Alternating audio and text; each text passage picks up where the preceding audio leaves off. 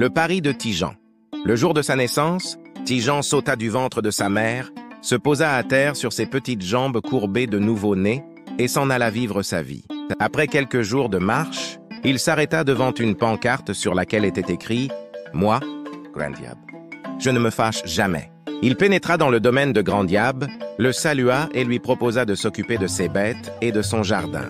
Grand Diab se tordit de rire en considérant la petitesse de l'être humain qui lui proposait ses services, puis tomba sur lui à bras raccourcis et le battit tant et si bien qu'il en avait mal au poignet. Tijan, lui, ne cria ni ne fit une grimace de douleur. Il se contenta de sucer son pouce, indifférent.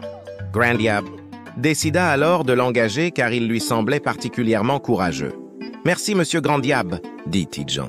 J'accepte vos conditions sans les connaître, mais de mon côté, je vous propose un pari. Si je réussis à vous mettre en colère, vous me donnerez toute votre fortune, y compris votre femme que l'on dit très jolie. Dans le cas contraire, dans 15 jours, vous me mangerez. »« J'accepte, » dit Grand Diab. « Commence par nettoyer mon jardin qui est envahi de mauvaises herbes. 10 hommes courageux n'arriveraient pas à le faire en une journée.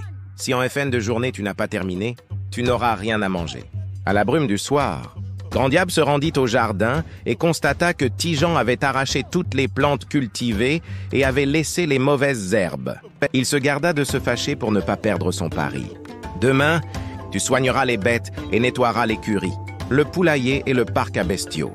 Et cela en une journée, sinon rien à manger. » Tijan tua toutes les bêtes et, à la brume du soir, Grand Diab fut bien forcé de garder le sourire pour ne pas perdre son pari.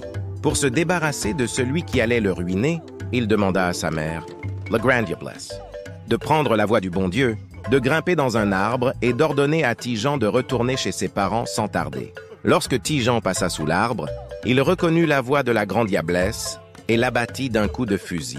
La vieille tomba de l'arbre comme une mangue mûre. « Tu as tué ma mère !»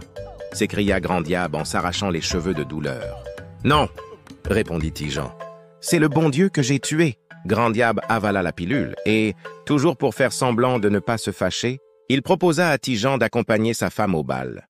Tijan mit son habit de soirée, son haut de forme, ses souliers cirés. Il dansa, courtisa et séduisit Madame Grand Diab, qui ne fit que minauder, sourire et roucouler.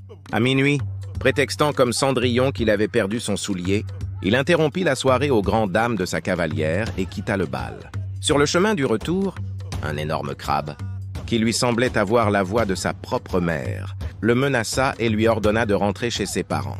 Il hurla de terreur, prit ses jambes à son cou et avoua à Grand Diab qu'il n'avait jamais eu autant peur devant cet énorme crabe qui parlait comme un chrétien vivant. « Quoi? Tu n'as pas eu peur de moi et tu as peur d'un crabe » s'écria Grand Diab fou de rage. « Tiens, 2 paires de claques! J'ai gagné le pari. Tu t'es mis en colère. Ta fortune est à moi, mais garde ta femme. Je n'en veux pas.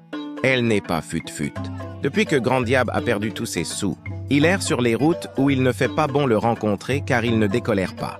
Il se venge de sa déconvenue sur sa femme et sur les voyageurs sans défense. Aimez et abonnez-vous pour soutenir la chaîne.